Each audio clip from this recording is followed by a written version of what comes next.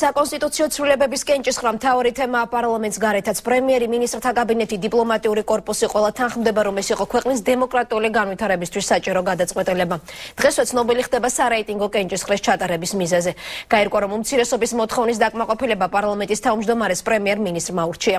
გამოსვლისას სწორედ სარეიტინგო კენჭისყრის შედეგებზე გააკეთა აქცენტი პრეზიდენტმა, რომელმაც კანონპროექტის პირველი მოსმენით მიღება კენჭისყრიდან რამდენიმე წუთში შეაფასა. კარგი საკონსტიტუციო ცვლილება გატარდა. მე მგონი შედეგი შეეძლოთ თქვათ ფრიადი მიიღოთ ნაციონალურ მოძრაობის წევრებს მათ ლიდერთან ერთად გაჭირვებული სამიანი თუ მიიღეს ალბათ. ფრიადის მაგივრად გაჭირვებული სამიანი. ასე შეაფასა პრემიერ-მინისტრმა საკონსტიტუციო ცვლილებებში ნაციონალური მოძრაობის მონაწილეობა.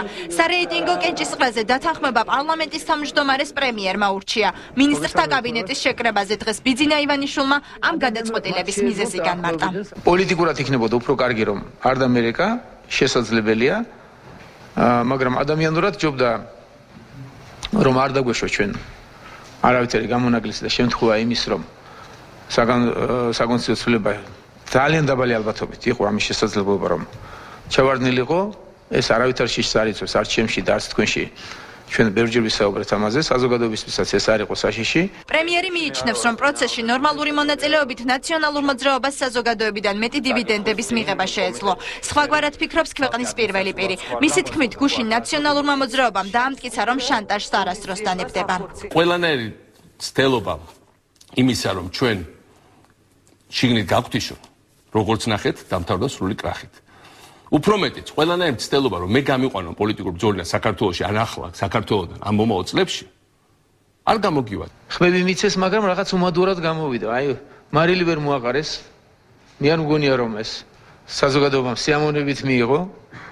მათ ლიდერს შეეძლო ეს კაცურად გამოსულიყო და ჩაეწოდებინა და გააკეთებინა და ისიც მოახერხებდა საზოგადოებასთან ისევ ჩაბურნებას და დაახლოებას. შედეგად გაუგებარი გამოსვლა გააკეთა, აგრესიული. პარლამენტისთვის წართმეული უფლებამოსილების დაბრუნებას მიესალმება მინისტრთა კაბინეტი.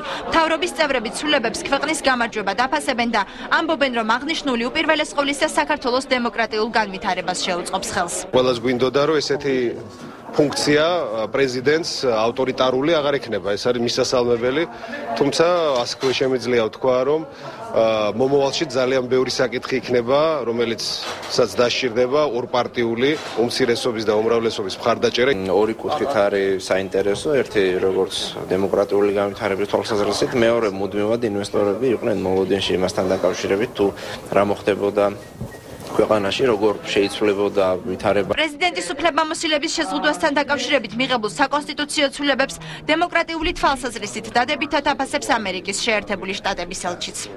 იმაზე რაც მოხდა, განცხადება გავაკეთეთ, სადაც აღნიშნულ საკითხზე ჩვენი ხედვა დავაფიქსირეთ. ვიტყოდი, რომ გუშინ საქართველოს დემოკრატიისთვის კარგი დღე იყო. საკონსტიტუციო ცვლილებების მეორე მოსმენით მიღების შემდეგ დღის წესრიგში პრეზიდენტის პარლამენტის წინაშე სიტყვით გამოსვლა დადგა. იმ მიზეზით, რომ ჯერ გამოსვლის თარიღი დაზუსტებული არ არის, მინისტრებს უჭირთ საუბარი, დაესწრებიან თუ არა პრეზიდენტთან შეხვედრას. ჩვენ ამასთან დაკავშირებით ხშირად საუბრობდით, რომ როდესაც დაუბრუნდებოდა პარლამენტს თავისი უფლებები, პარლამენტი მზად იყო მოესმინა პრეზიდენტის.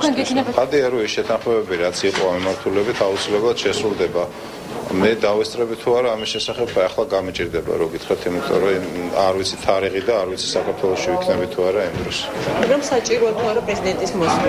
ინტერესებს თუ არა უმრავლესობას რომ მოусმინოს პრეზიდენტს. რა თქმა უნდა, ეს საქართველოს პრეზიდენტი. პრემიერ-მინისტრი იმედოვნებს, რომ ნაციონალური მოძრაობა დასკვნებს გააკეთებს და ქვეყნის განვითარების პროცესში მონაწილეობას ყოველგვარი ახირებების გარეშე მიიღებს.